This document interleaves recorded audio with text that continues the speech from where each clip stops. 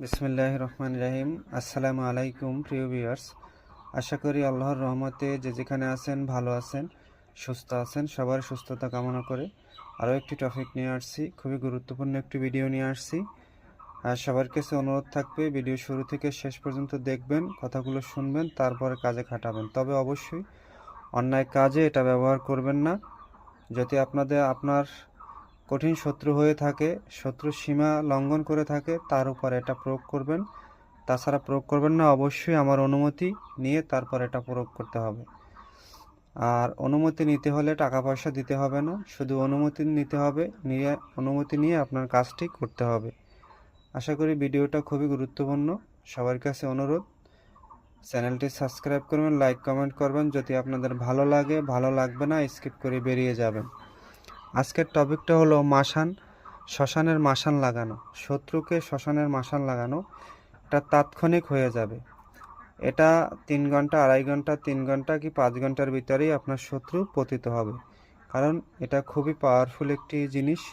তবে সবার কাছে অনুরোধ, এটা কোনো অন্যায় কাজে আপনি ব্যবহার করবেন না।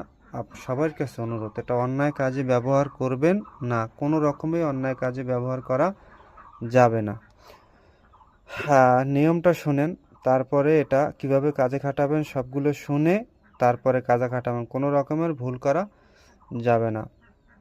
নিয়ম শুনেন। প্রথমে উক্ত নকশাটি সাদা কাগজে জাফরানের কালি ও ধুতরার রস, কৃষ্ণধুতরা যেটাকে বলে কালো ধুতরার রস দিয়ে এই নকশাটা সাদা কাগজে অঙ্কন করবেন। অঙ্কন করে শত্রুর বাড়ির উঠানে গেড়ে দিবেন।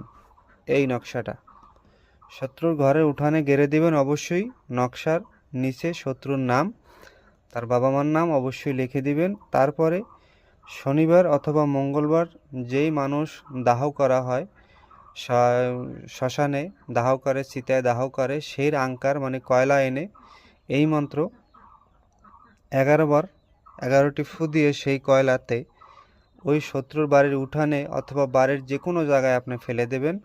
তাৎক্ষণিক ওই শত্রুর গায়ে জ্বর এসে যাবে, ঘুটি ঘুটি বসন্ত লেগে যাবে, মানে বিছনায় পড়ে যাবে।